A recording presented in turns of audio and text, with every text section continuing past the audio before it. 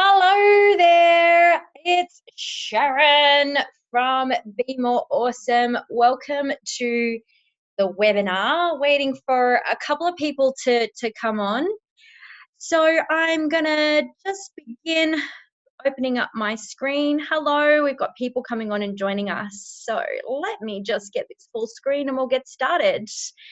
Welcome, welcome, welcome to our webinar. I'm very excited about tonight, the art of the elegant and compelling clothes. The reason I love this topic is because I get asked all the time with the people that I coach.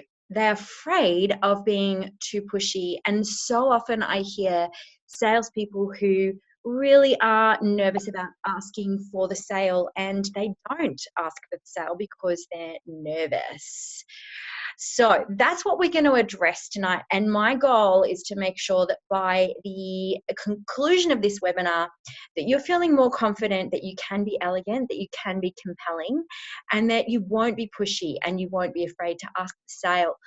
So let's get into it. I'm going to run through the first couple of slides really quickly. It just gives you, I'm going to give you a little bit of a background about myself and the Sydney Sales Meetup very, very quickly. And then I'm going to, and because the reason is I want to spend a lot of time on the content. There's a lot to cover in 40 minutes, and then we need to finish up on time so that you guys can get back to your dinner or whatever else it is that you've got fabulous plans for afterwards. So well done on joining us. Let's start with why sales. I absolutely love sales. I know not everyone feels that way. For me, I love sales because I believe that it is a noble profession. Sales for me is really about helping other people solve their problems. And for me, I love that idea. I think that's what it's a very human experience to help other humans at the heart of sales, and everyone sells. So either you might be selling a product, you might be selling a service, but at the end of the day, everything's a sales conversation. If you've got kids and you want them to clean up their room, you need to be able to influence them and compel them to do what you want to do. Colleagues at work, these are all sales conversations, even though you're not selling something tangible or even providing a service. These sorts of techniques that you use for sales process are applicable in all works of life. So if you are good at sales, that's a skill that can transcend selling to all walks of life, and I love it. And for me, I started this meetup 12 months ago, actually, and it started because I wanted to connect with other like-minded salespeople. For me, I was sick of hearing people say that sales is sleazy, that they didn't want to sell but had products to sell, and they needed to exchange the product or the service that they were providing, but we're afraid to sell, and we're disservicing other humans because they've got great things to offer. So I started this meetup group. I just wanted a bunch of people to come together to really just hang out, be awesome, support each other, learn, and just swap ideas. And that's one of the things that I love about sales, is that I'm constantly learning from others, and that's what with this meetup is really about. So if you get an opportunity, come to one of the live events that we have every month. Oh, whoopsies. And a little bit about me as well, just really quickly. I am an expert sales mentor. I've got over 10 years experience in sales training and mentoring, over 10,000 hours of sales mentoring and training. I've helped hundreds of entrepreneurs win over $16 million in revenue. I'm a leader at the Coaching Institute, the founder of Sydney Sales Meetup, and the creator of the Be More Awesome at Sales online course. And I'm an awesome human just because I choose to be. I love sales. In my sales experience, I have done a lot of training and attended a lot of trainings. I really struggled to find trainings that I could resonate with. Either they were too corporate, or the learning, I'd learned some really great tips and tricks, but then I wouldn't be able to apply them, or I'd forget it, or I really found it hard to find something that worked for me. So in my sales experience and in training hundreds of people, what I have found is that sales really comes down to two things. Number one is sales fit. And that really is really about your headspace. And we're going to go through a little bit of this tonight with respect to closing the sale. There's a whole nother topic on this alone. So make sure that you do go into the other learnings with regard to each of these components. And the other aspect is to be sales kit. So this is really about the tools and techniques. So really, I've heard 10 sales steps, 25 sales steps. I just break it down to three. The first one is, of course, identifying the problem, solving the problem, and then outlining next steps. That makes it really simple. Of course, it isn't as, I guess, easy as that. There's lots of layers, lots of technique, and of course, having a really great mindset fits in with this as well, as does really understanding other humans and how they like to buy. And for this, I use eDisc. And I use eDisc to underlie all of these three steps. So tonight, the outcome really is about making more money, more clients, and being more awesome.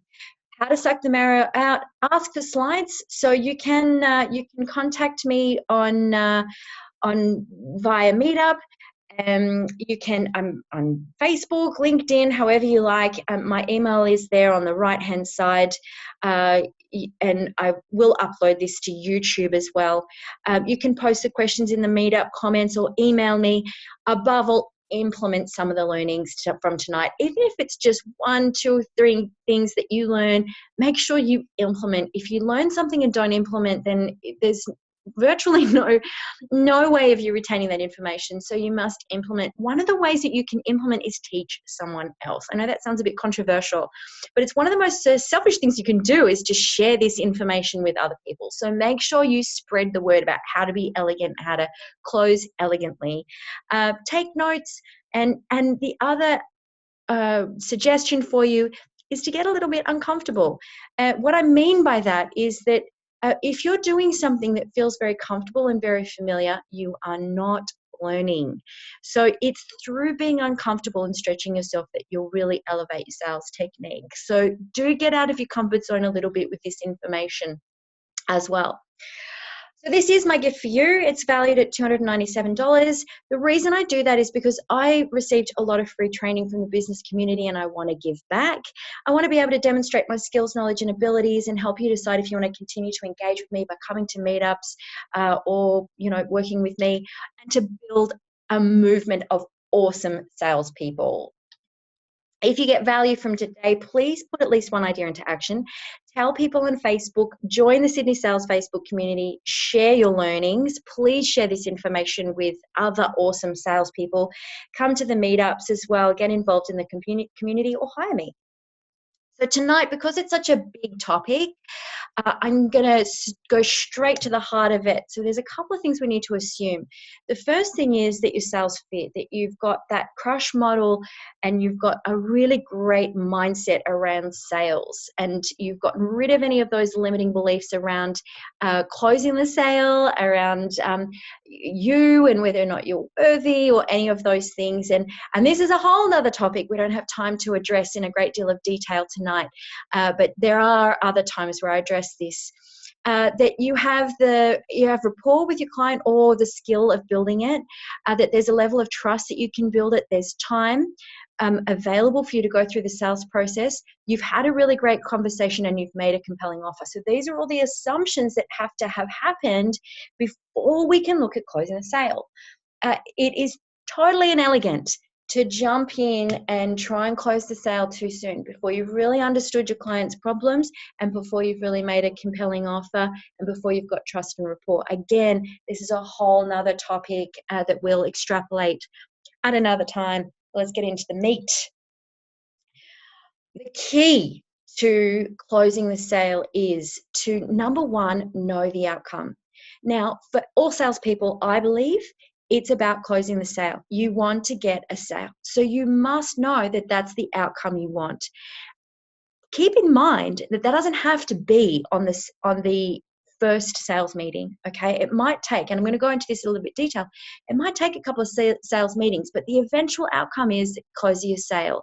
And you need to keep your eye on the ball. You need to know where and own where the process is going. Your client is coming to you to help them make a decision. So you need to be the leader and know what the outcome is in the direction in which you're going. Once you know that, let it go. So don't become attached to the outcome. This is where inelegant sales becomes a bit pushy, where you try to control it rather than guide the sales process, and focus on your client. Know your outcome, focus on your client, not the outcome. That's a subtle distinction, but really, really important. So back to sales kit, identify, solve, next steps, and eDisc. So again, we're going to go through this. In eDisc, I want to just extrapolate a little bit more about why we use eDisc. I love eDisc. I'm going to go through this really quickly because I really want to get to the meat of the content. So trust me, eDisc is amazing, but essentially it really helps us understand others and what motivates them to buy. So it asks one question in 24 different ways. Are you a D, I, S, or C energy? Different types of energies, and I'll go through that in a little bit more detail. Really quickly, I'm going to skim through this. You can ask for the slides later. But this eDisc model is grounded in well-respected psychological workings from the likes of Carl Jung, William Moulton Marston, who's very, very well known. Walter Vernon Clark came up with the DISC system. And Duca Sapinen came up with the eDisc system. So essentially 88% accuracy when it's an online test, and the difference between DISC and eDisc is the eDisc diamond. Essentially, it gives you higher productivity, better utilization of individual strengths, better sales results. It outlines more behavioral styles than others. It's difficult to cheat. What I love about this is it works on unconscious and conscious levels. What I'm going to do tonight is I'm going to language this in a way that you can really apply, rather than going through the whole online test for every single one of your customers, which isn't realistic. I'm going to share some information with you that helps you identify different behavioral types and what motivates them to buy, what compels them to trust you. So let's get into it. Essentially, what we mean by, are you a D, I, S, or C? Are you a dominant energy, an influencer energy, a steady energy, or conscientious energy? Now, I don't really resonate with that, and it took me ages to get my head around it until I thought about it from the perspective of birds. Now, what I love about this is that you can really quickly understand the type of energy that you're dealing with. If you think about an eagle, what comes to mind? Soaring high above. These people who are dominant energies, eagle energies, are visionary. They like their big picture. They make quick, fast decisions. They don't talk a lot. They like things to happen very directly. Peacocks, this is an influence energy. You think about peacocks, that beautiful blue color. Look at me with my big feathers everywhere. These are the show ponies, if you like. So energy types, they like to have a lot of fun and they're very social. S energies, steady energies, are more like the dove. So very, very concerned with comfort. These people like to be softly spoken. They like to be cared for, and they like to nurture others. And if you think about just a moment on doves, you think about international peace sign, really, isn't it? As opposed to the eagle, which is the sign for leadership and strength. Doves are the international peace sign. Owls, of course, you would associate potentially with knowledge, being wise. You've got those big eyes. They like to observe. So they're generally fairly quiet. So I'm giving you a very brief, very quick breakdown of the differences. And you might even be thinking, I wonder. So the question for you is, thinking about these different energy types, which one do you feel like you really resonate with? Like, which one you feel really describes you the most? And have a little bit of a think about why you you consider that as what you identify with. Think of some of the ways that you like to buy.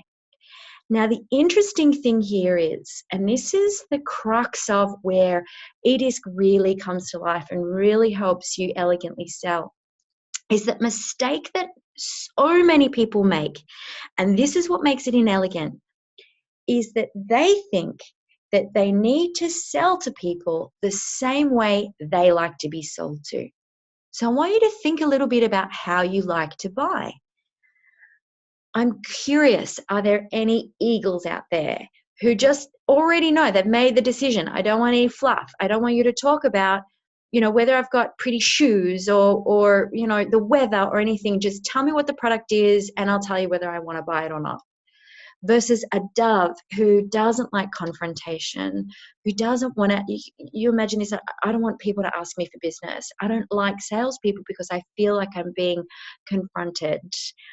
So have a bit of a think about that. And the mistake that people make is that they sell how they like to buy. So if you think about an eagle, they will just tell you what the product is and then tell you you need it. Now, if you're a dove and you've got an eagle salesperson, that's really going to freak you out and you're going to run away and you're going to want to get out of there, right? So this is the interesting thing. This is not about selling how you like to buy. It's not a do unto others how you want to have them do unto you, which you've probably grown up with. It's about doing unto others how they want you to do. There's a distinction there. So let's get into it. So a bit on the conversation, because this is important. You have to have had the conversation already. So you've identified some of the problems that you're going to be solving, that your sales fit, you've been curious, you've had a great structure, the client has overcome their objections in the conversation stage, and it's tailored to how they like to converse. There's a whole nother subject on this around how to converse with an eagle, how to converse with a dove. But for tonight, we're going to assume that you've had a really great conversation. We're also going to assume that you've made a compelling offer. You can't close a sale if you haven't offered to solve the problem. And again, assuming your sales fit, that offer is tailored to what drives them. So eagles buy differently to doves, to peacocks, to owls. So you've tailored that offering. And again, this is a whole nother topic, that there's choice and that it's relevant to them. So we're going to assume those two things have taken place before you can close the sale. Now, elegantly close. Again, we're going to assume that your sales fit, and I'll go through that in a little bit, that the close is tailored to how they like to buy, and I'm going to go through that a little bit. That you've successfully tried close the whole time, because little yeses along the way equals a big yes at the end. Regardless of who you're dealing with, you want to be checking in with your client constantly. How's this sounding? What are your thoughts? Do you like that? You want to be doing that the whole time and getting little yeses and checking in with them constantly. Assuming you've done that, let's have a little bit of a talk about elegantly close when it comes to being sales fit. Okay, so insane curiosity, insatiable curiosity. This is so important when closing the sale. If you're not curious, you're coming from a place of fear. Oh my God, what's the outcome going to be? I'm scared about getting a no. Does this sound familiar?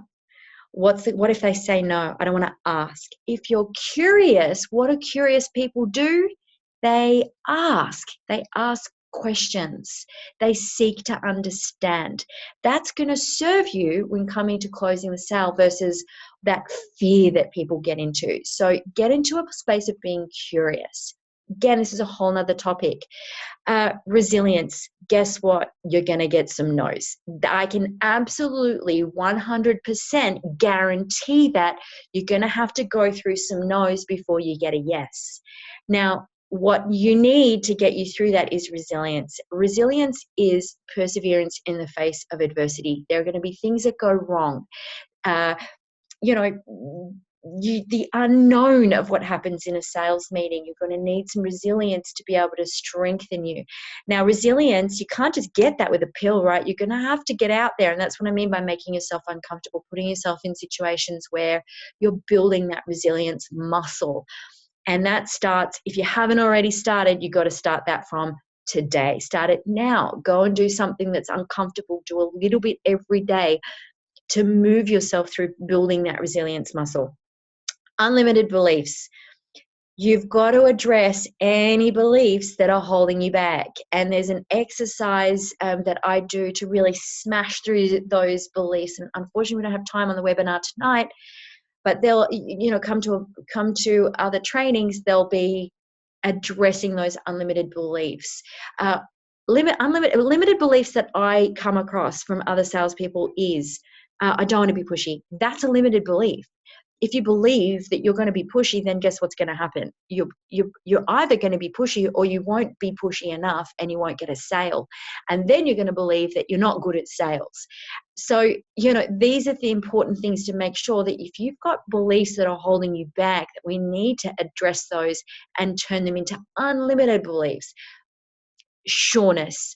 Now, this comes from being certain. Okay, so certain of you, certain of your product, certain of your client. You've got to know that you're okay, that you are certain that you're the right person to help, or at least attempt to help. You've got to be certain that the product is good, and you've got to be certain of your client as well. And this is tied to unlimited beliefs. You've got beliefs that, people don't buy, or people only care about price, or your product is inferior in some way, then we need to address those beliefs. And the last one is hustle with heart. Now, this is kind of controversial because what I find when I say the word hustle is people kind of freak out a little bit. They don't like that word. But hustle with heart is so important in sales. If you're not, and what I mean by hustle, I don't mean, the hardcore closer, I'm closing people, I'm hustling people, that hard-nosed, hardcore closer type. That's not what I'm talking about. I'm talking about hustle with heart. You've got to work harder for your customer or your client than they want to work. That's what I mean by hustle with your heart. What happens when you're hustling, you're hardcore closing, I'm closing, that's about you and you making money, or you closing sales, or getting deals, or getting the customer. That's not what hustle with heart is. Hustle with heart is making sure that at the heart of it is your client, that you care more about your client than anything else, that you just want a really great outcome for them, and you're prepared to hustle for that. You're prepared to work hard. You're prepared to deliver for them. That's what hustle with heart means. Now, let's talk a little bit about eagles. So when you're identifying an eagle, this is those people, they have clipped tones, they talk really quickly. You'll notice that I'm quickening the pace of my speech now. They're fast, they make decisions automatically with criteria. Now, that you're going to identify in the conversation stage, and it's pretty easy. Just ask, what are the criteria for you making a decision? That's the question you can ask an eagle, and guess what? They'll tell you. Now you're going to address those criteria when you make an offering, and you're going to address only those criteria. Eagles don't like fluff. They hate fluff. They'll tune out. They'll think that you're, they'll just think that I want to do business with you because you don't know what you're doing. You can be very direct with an eagle. In fact, that's the best way. Ask for business. Do you want to buy it or not? It's as simple as that. So that's an eagle. How do you deal with them? You just deal with them really directly. I love eagles. They're super easy to do business with. Tell me what your decision-making criteria is. Here's how our product fits that criteria. Do you want to buy it? Nice and easy, quite honestly. It's wonderful. These are the types of clients, they might seem a little bit scary at times. Often these eagles are often CEOs, they're directors.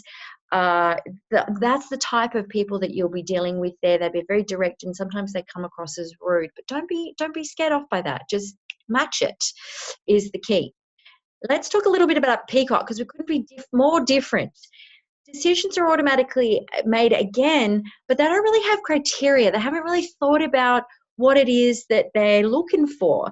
They just want to have some fun. They're probably sitting with you in a sales meeting because they like you and they dig you. And so now it's important for them just to have a bit of a chat. And again, you'll notice the clipped tone in my voice. It's a fairly fast pace. Peacocks like to be quite active, so you can talk really quickly with them. And it's all about just having a chat, getting to know them, being social.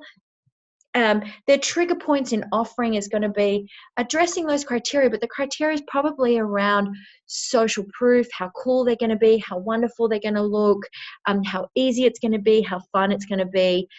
You can have fun with these guys. You've got to have a bit of a laugh. You've got to let yourself loose. And when you're asking for business, it's really about including them in the process. Let's do this together. It's going to be so much fun. We're friends. It's going to be amazing. Let's rock and roll. That's the kind of conversation that you want to have with a peacock.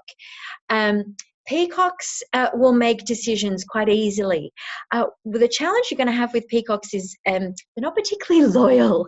They have what's called sort of a shiny thing syndrome. So these, where eagles make a decision and they're done, so long as you continue to deliver, they'll continue to do business with you. And they're less likely to shop around unless somebody comes up to them and says, hey, I've got a better offer. They'll go with them. Peacocks are extremely distractible, okay? So these people, you're really going to have to support them make a decision. And this is why eDisc is so important, to really understand, how do we help a peacock make a decision? You've really got to guide the sales process, and closing the sale is really important with a peacock, because if you leave it up to them, they're going to get all shiny thing and then you're going to lose them. So, and that means that you've wasted their time. You haven't helped them make a decision, and so they still haven't solved their problem. So this is where you're going to have to take a lot of ownership over the process. I trust that you're really getting a feel for, eagles don't need you to help them make a decision. They've already made it. You just need to ask and deliver. With peacocks, you're going to have to guide them to making a decision, keep them on track. That's your job, to making sure that closing the sale is elegant. I trust this is being useful. Let's have a little bit of a chat about the dove. Now this one, now you're going to notice, I'm going to change my tonality here. I'm going to change the tempo of my voice. Doves don't make decisions instantly. That's all there is to it. They need time. They need time to process. They need time to think. It's very unlikely that you meet a dove for the first time that they make a decision straight away. They need time to process and think.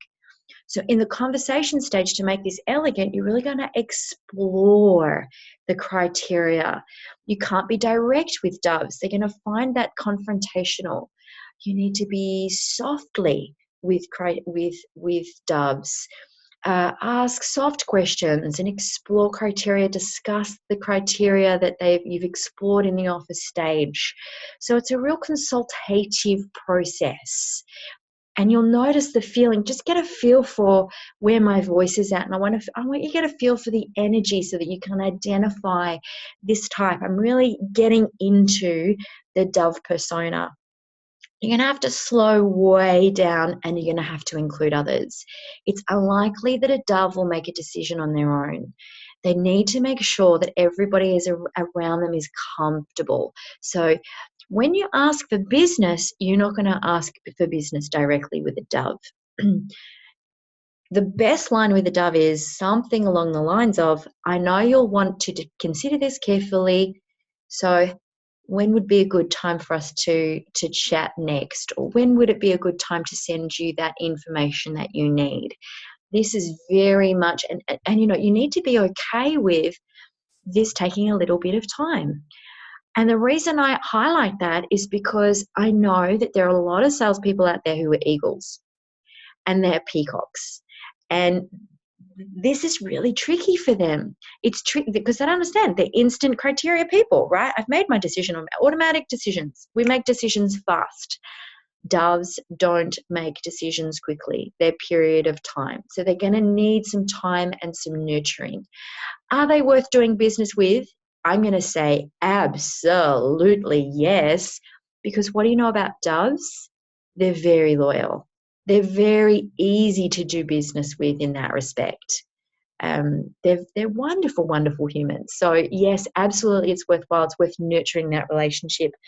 And doves are very well connected as well. They like connecting with others. So they're good people to be on side with. All right, let's talk a little bit about the owl.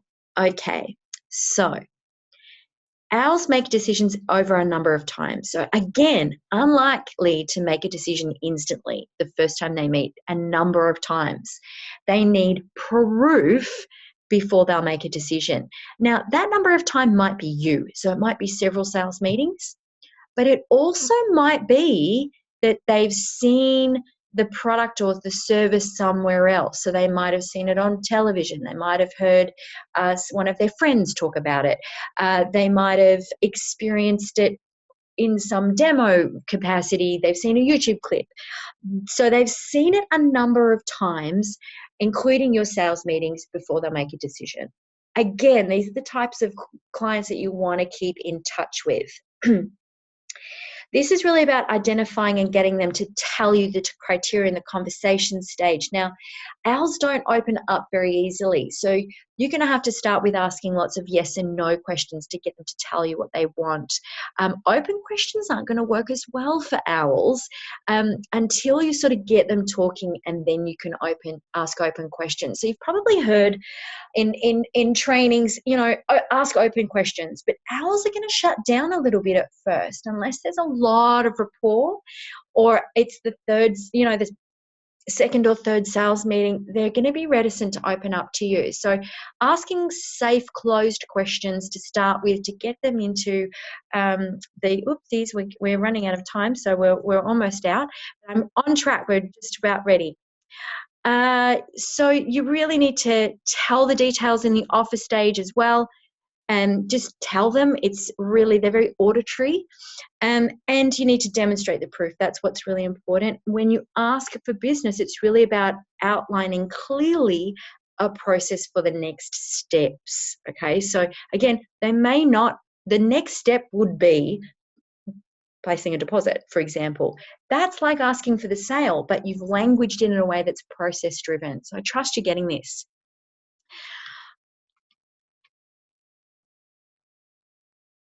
Okay, so how to elegantly close. Make sure your sales fit.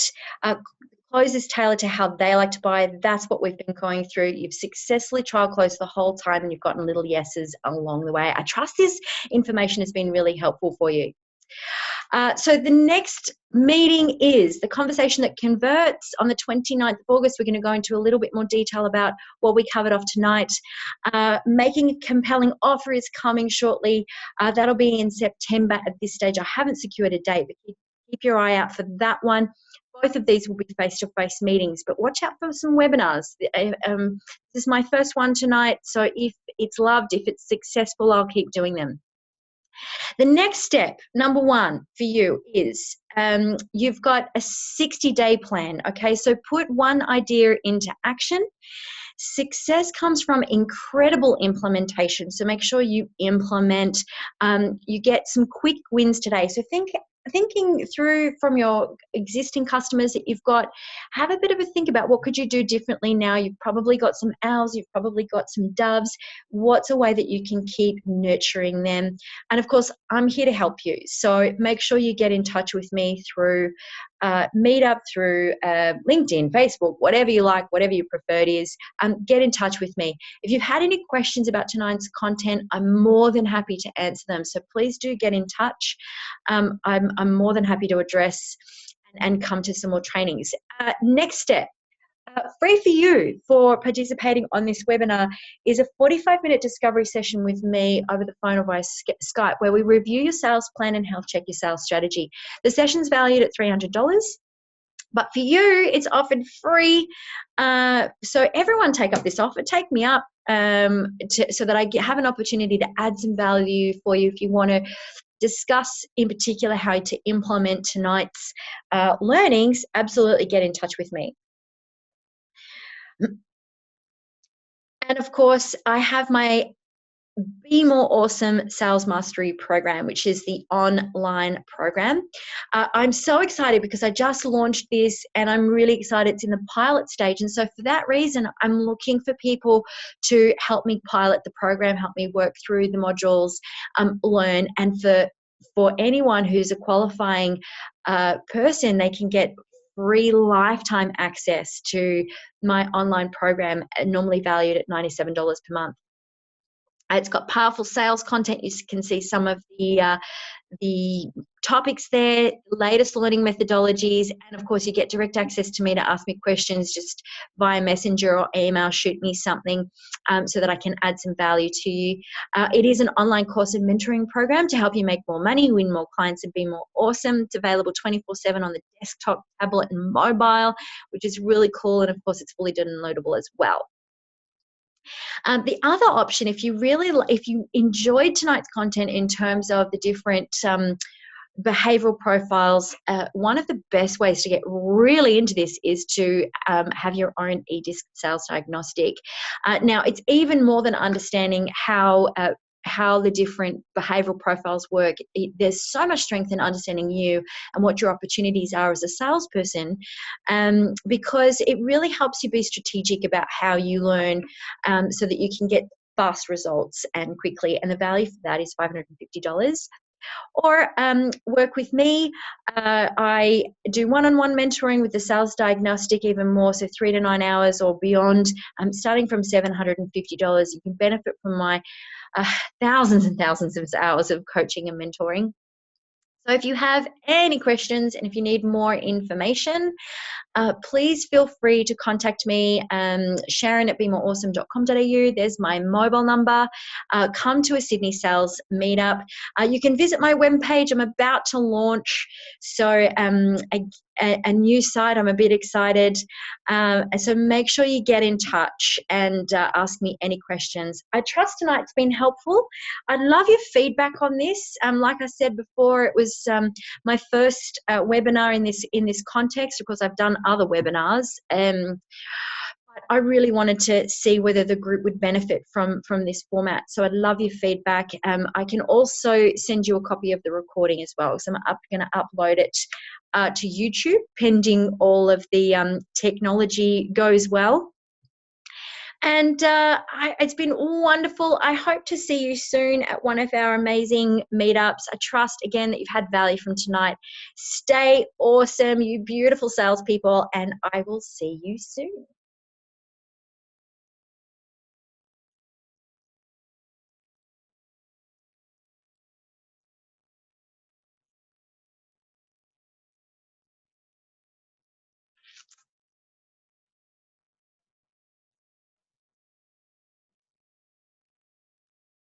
Oh.